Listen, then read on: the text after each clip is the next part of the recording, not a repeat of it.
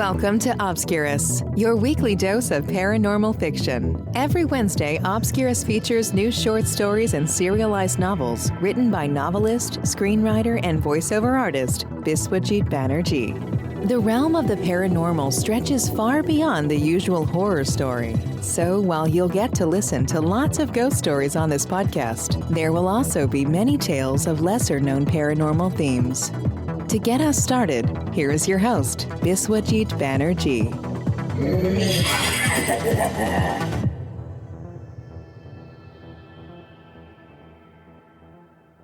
Hello and welcome to Obscurus. I am Biswajit Banerjee, your host for this show. Today, I will bring to you the first installment of a three-part story where a police inspector is forced into overnight duty, leading to a mysterious encounter at a morgue. Before we delve deeper into this intriguing tale, I invite you to visit my website biswajitbanerjee.com and consider becoming a member. My website is a treasure trove of information about my creative projects. Please also check out obscurus.buzzsprout.com, the website dedicated to this podcast. Here you can find all episodes of Obscurus complete with transcripts and chapter markers. Your support means the world to us. We'd be deeply appreciative if you chose to become a patron of Obscurus by supporting our show. We will soon be on Patreon and other platforms where you can contribute. Dear listeners, remember to subscribe to my YouTube channel. You'll find all necessary links in the show notes or the description if you are listening to this episode on YouTube. Are you interested in improving your English? My course, Spoken English for Non-Native Speakers, is designed to help those seeking to develop their English fluency. Now, let's immerse ourselves in the story. A senior police inspector is forced to extend his duty hours due to a colleague's accident, causing tension with his family. Responding to a report of a dead body, he and his team find a corpse at a bus depot with no witnesses or camera footage to provide clues. Facing an unusual reluctance from his constable to go to a specific morgue, the inspector decides to stay there himself, only to confront an eerie, unsettling atmosphere. Let's dive into what unfolds next.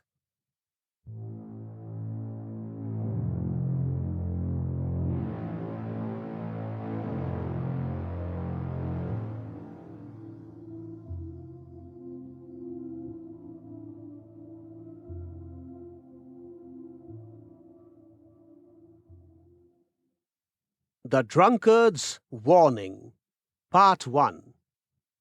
Written and performed by Biswajit Banerjee.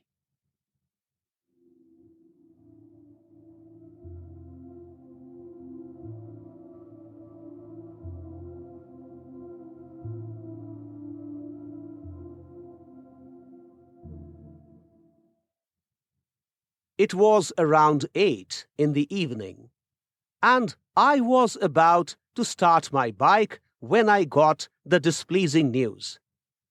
Sir, A constable came with a stack of papers. "What's the matter, Prasad?" I asked, taking my helmet off my head. a call came from the head office. They want you to continue today. What is that supposed to mean? Mr. Sethi will not come today. He met with a small accident and has hurt his knees. But he was fine an hour back when we talked on the phone. I said. Sir, the accident happened half an hour back. So, the head office wants me to do another shift now. That's right, sir. I haven't gone home since last night. I know that, sir. My daughter and wife must be waiting. But, sir, there's no other officer available to replace Mr. Sethi. Even Mr. Sabharwal is unwell. Oh, yes. The head office will target me. My family. A cop hardly ever... I know what you are going to say, Prasad. A cop hardly ever gets time to spend with the family. When my sister... Well, Prasad, I know that story too. You couldn't be by your sister's side when she was breathing her last because you were deployed to deal with a communal riot in Sultanpur. I can sense what you must have gone through. Prasad wiped the moisture from the corners of his eyes and went back into the police station. I parked the bike and dialed my wife's number on my mobile. Don't tell me you are not coming back even today. She reacted when I informed her that the head office had extended my duty hours. Please understand, Tuhina, some officer has to be there for the night. And you are the only police officer available in the department. You are the only cop existing in the city. Tuhina, I cannot go against the head office's command. Well, they know there is one man who will never say no to duties. Let others enjoy with their families, and you be concerned about the city's law and order. Tuhina disconnected. I couldn't have complained about her behavior. My daughter Sneha was around 3 at the time, and I hardly gave her time. My parents often complained about me not giving enough time to the child, although the problem lay in my job, not in my intentions. Anyway, I didn't call Tuhina again the same night because, given the fact that I would not be returning home, it would be foolhardy to expect her mood to change. After moving back into the police station, I asked Prasad to unlock my cabin. The cabin was small but cozy. I pulled my chair and sat in it. It felt good to straighten my back. Not more than 2 minutes had passed since I closed my eyes, intending to steal a catnap, when the telephone's ring gave my soul a hard shake. "Hello," I said, picking up the receiver. Is it our Tripura police station? "Yes. Who's it?" My name is Pramod Sahai. I am standing close to the bus depot. Please come over. A body's lying here near the main gate of the depot. A man's corpse. "But who are you, Mr. Sahai? Do you work in the bus depot?" No, sir. I have just arrived in the city. I got down from the interstate bus and walked out of the gate. Sir, I am not the only one who spotted the body. Many of my fellow travelers also saw it. "I understand, Mr. Sahai. Many saw it, but nobody cared to call the police. You are surely a responsible citizen. Thanks for informing us. Could you wait at the spot till we arrive?" Yes, sir, I will. How long will it take to come to the bus depot? "Don't worry. We will be there shortly." Prasad and 2 new police constables accompanied me to the bus depot. Mr. Sahai was indeed a model of good citizenship. He waited for us and clearly described the events that led to his spotting the body. Prasad wrote down the prima facie report and had Mr. Sahai sign it. We also spoke to the principal officials of the depot. Strangely, nobody from the depot had seen the body. The CCTV cameras were not working, so it was impossible to find out who placed the body there. Apparently, the man had been murdered, and the killers knew that the cameras were out of order. According to the police rules, we were first required to take the corpse to a nearby morgue and keep it there for at least 2 days for post-mortem and possible identification by the relatives if the police could locate them after the investigations started in full swing. Prasad called up the nearest morgue. The officials informed us that there was no space to accommodate another body. So they advised us to shift the body to the morgue of the National Medical College Hospital, which was another 2 kilometers away from the nearest morgue. After the body was placed in the police vehicle, I spotted shades of discomfort on Prasad's face. The presence of the corpse couldn't have been the cause for his discomfort, as he must have shifted thousands of such bodies to various morgues in the city during his long career in the police. Then, what was wrong? I wondered. What's the problem, Prasad? Is the sight of the corpse disturbing you? I asked. No, sir. I have dealt with countless corpses in my life. I know that. Then, what's the problem? Sir, I don't wish to go to the morgue of the National Medical College Hospital. Why? You don't like that place? You could say that, sir. Please excuse me. The recruits will go with you to the medical college. But the head office has asked the recruits to be at the police station. You know that, right? Yes, sir. I have read the orders. They need to be present at the police station during the night. But they will help you shift the body to the morgue. After the morgue takes the body into its custody, they can come back to the police station. Prasad, you are behaving as though you are a recruit yourself with little idea about the rules. You know the police regulations, don't you? One police official has to be present in the morgue all through the night and can only leave when the investigating officer arrives from the head office the next morning. I know all that, sir. In a few months, I will superannuate from the police service. I have close to 4 decades of experience, so I know all these rules inside out. But I still request you to excuse me. Then, whom do you expect to spend the night in the morgue? You want me to do that? Well, inspectors are not expected to do such things, sir. Constables do such things. So, do I need to remind you that it is not my job but yours to spend the night in the National Medical College Hospital morgue? You don't have to remind me anything, sir. I know my job well, but I wish to be excused for this night. Why are you trying to avoid doing your job? I am simply requesting you to do me a favor, sir. Since you are a top officer, the hospital authorities will make arrangements for you to be comfortable. Surely they will not make such arrangements for a constable like me. Prasad, if you had not been a senior constable, you would see a different side of mine today.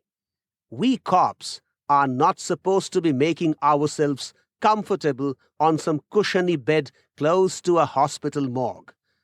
It is a part of the police regulations for a constable to hang around in the place till the investigating officer arrives the next morning. Sir, they will surely make some arrangements for you. But if I go, I will have to spend the entire night sitting on a bench in front of the cold room, where they keep the bodies. Listen now. If I stay, I will not be spending my time sleeping in some comfortable hospital room. According to the rules, the cop staying back must stay awake all through the night and be in the vicinity of the cold room. But the question is, why should I stay? You are supposed to be staying there. I can't spend the night on that bench. Please understand. What's so unique about that, Prasad? You have spent countless nights sitting on such benches facing the doors of the cold rooms. This place is different, sir. What do you mean? About 5 years back, I took a body to that morgue. The experience wasn't a good one. What happened? Sorry, sir. I don't wish to talk about it. I am only requesting you to be in the hospital for the night. If we had been taking the body to some other morgue, I wouldn't have made any such request. You got to tell me, why do you not want to spend the night in the medical college hospital morgue? I don't want to relive that experience by narrating that ugly incident. Please forgive me. Prasad folded his hands and repeated his request. I felt sorry for him and let him return to the police station. The 2 recruits and I took the body to the National Medical College Hospital morgue. After the morgue officials took the body into their custody, the recruits left. I stayed back. An hour after they had placed the body in the cold room, a tall and fat guard arrived with 3 bottles of locally made liquor. Upon his arrival, the other morgue officials left. Prasad had given quite an accurate description of the place. The bench faced the door of the cold room. Dim blue light poured out of the room. Cold smoke also escaped the door. Now, the guard and I were the only breathing people over there. However, Prasad was wrong about how the hospital authorities would treat me. No cushiony bed was offered to me. They expected me to do what constables did, to stay close to the morgue till the investigation officer arrived the next day. Also, I wish to confess that my bravado was giving way to fear. The atmosphere was too dull and morose for my comfort. Blue smoke in the blue backdrop sent waves of discomfort up my spine. "Why are you here, sir?" The guard sitting in a chair a little distance to the right of the cold room door asked. "I am on duty." "A police inspector is not supposed to spend nights in the morgue, sir. Didn't you find a constable to do the job instead?" My constable didn't want to be here. After giving me a long stare, a smile appeared on his lips. "Probably your constable knows." "What?" "Your constable must have experienced it." "Come on now, can you be clear?" "I don't have to say anything, sir. You will know everything if you sit here for some more time." And that, dear listeners, marks the end of today's episode of Obscurus, as we leave our senior police inspector in the dim, chilling corridors of the morgue. A sense of unease and mystery hangs in the air. What secrets does the morgue hold? What disturbing experience made the constable so reluctant to stay there? And most importantly, what will the inspector encounter as the night unfolds in this eerie setting? Join me, Biswajit Banerjee, in the next episode as we delve deeper into the shadows of this enigmatic story. Will our inspector uncover more than he bargained for, or will the night pass with more questions than answers? Remember, the darkest stories often hide in the most unexpected places. Until next time, stay curious and keep exploring the obscured corners of our world.